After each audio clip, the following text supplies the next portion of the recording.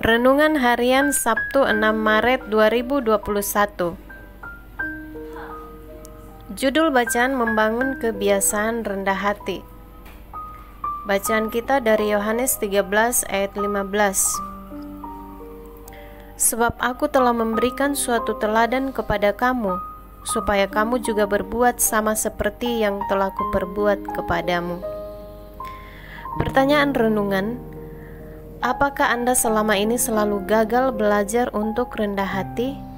Apa alasannya? Hal apa yang dapat kita pelajari tentang kerendahan hati Yesus dalam melayani?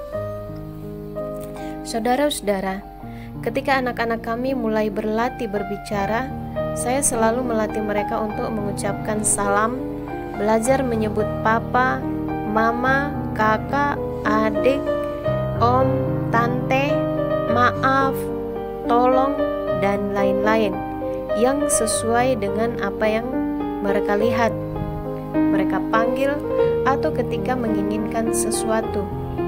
Saya merindukan mereka memiliki kerendahan hati sejak mereka masih kecil, dan menurut saya kerendahan hati harus dibangun ketika masih bayi, sehingga ketika besar mereka memiliki gaya hidup menghormati dan hati yang mudah dibentuk.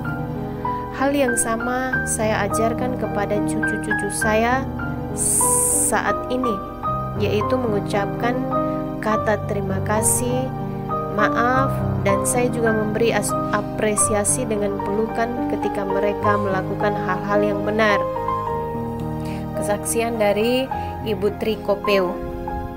Saudara-saudara, apa yang paling sulit kita lakukan dalam mengikut Yesus? Apakah merendahkan diri? Sejujurnya, kita semua membutuhkan pengakuan dan penghargaan. Oleh karena itu, dalam teori psikologi dikatakan bahwa setiap orang yang butuh yang namanya aktualisasi diri. Aktualisasi diri berkaitan dengan harga diri. Apa jadinya jika aku tidak dihargai?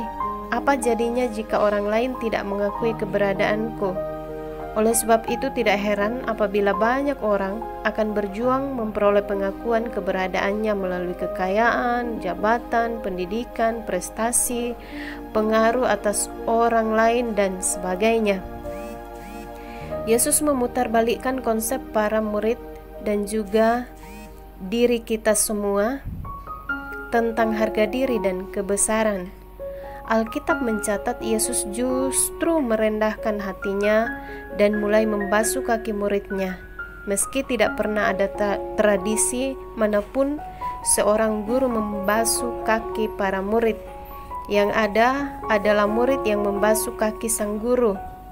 Bagi Yesus, harga diri dan kebesaran seseorang lebih terkait erat pada kemampuannya dalam bersikap rendah diri di hadapan Tuhan dan sesamanya. Bisa kita baca dalam Matius 20 ayat 28.